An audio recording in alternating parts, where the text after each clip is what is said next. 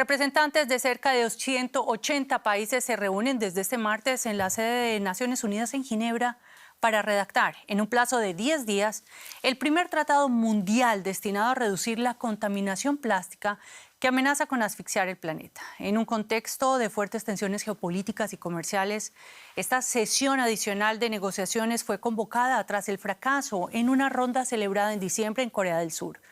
Los expertos advierten de que la contaminación producida por los residuos plásticos es un grave peligro creciente y subestimado para la salud que le cuesta al mundo al menos 1,5 billones con B de dólares al año.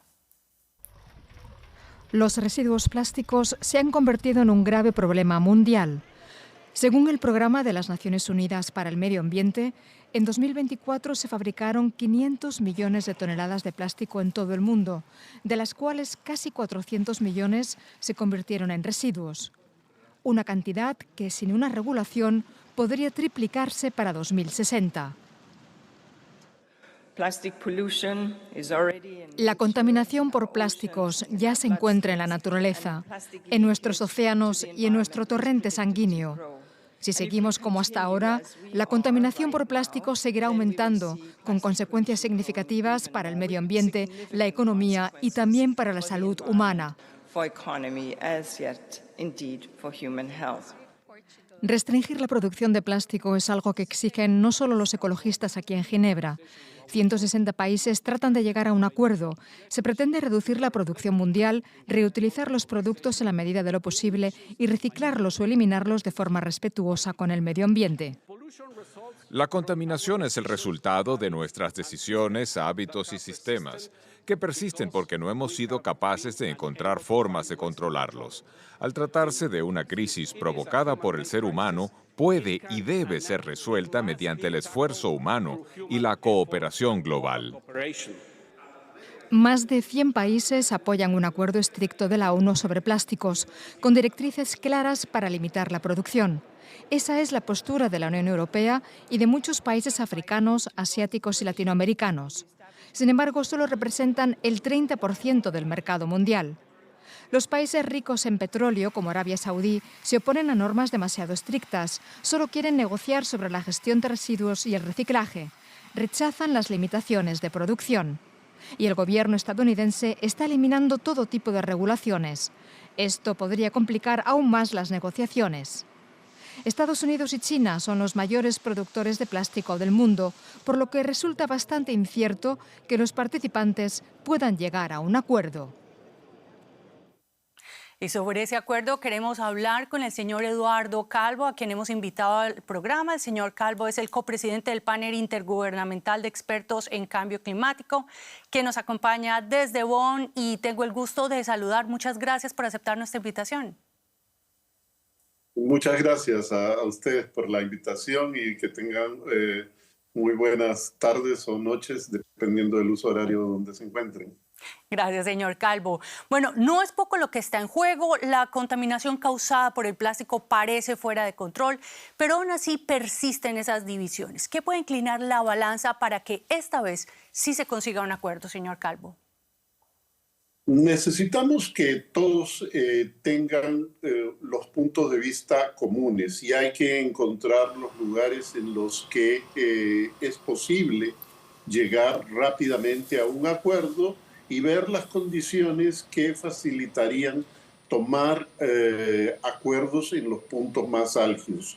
Hay una serie de cosas que de lo que uno ha podido escuchar sí se prestan para favorecer el mecanismo de llegar a un acuerdo en estos días. Por ejemplo, los temas relacionados con el reuso, con el reciclado. Ahora, el reciclado es un gran problema técnico. ¿Por qué? Porque en los plásticos hay mucha heterogeneidad y hay mucha diversidad. Si comenzamos a controlar la cantidad y el tipo de aditivos que se le ponen a los plásticos, va a ser mucho más factible reciclarlos en un futuro y también tenemos que comenzar a tomar medidas para ir reduciendo su presencia en el medio ambiente y especialmente lo más preocupante, que lleguen estos como microplásticos a afectar la salud humana. Entonces lo que hay que buscar son plásticos que no tengan esa capacidad de convertirse en microplásticos en tiempos tan breves como Sí. los que hemos tenido hasta ahora. Sí, señor Calvo, muy brevemente, ¿cómo evitar que sea el sur global quien termine pagando el precio de esta mayor contaminación de plásticos?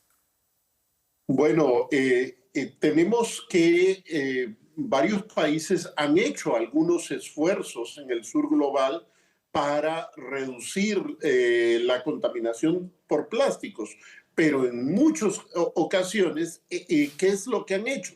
En vez de evitar o frenar la importación de los plásticos, lo que han hecho ha sido ir donde el consumidor final y decirle, bueno, te voy a cargar un impuesto porque tú usas plástico, o te voy a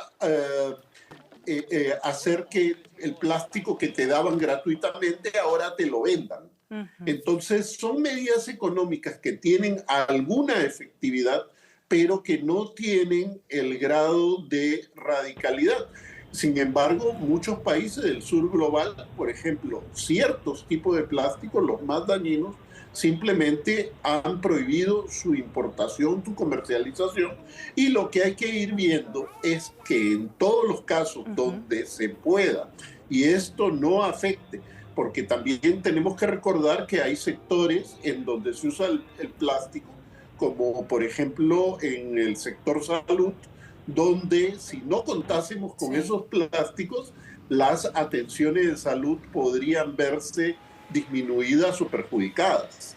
Bueno, sin lugar a dudas, un tema con muchas aristas, el cual seguiremos atentos. Muchas gracias, señor Eduardo Calvo, copresidente del panel intergubernamental de expertos en cambio climático.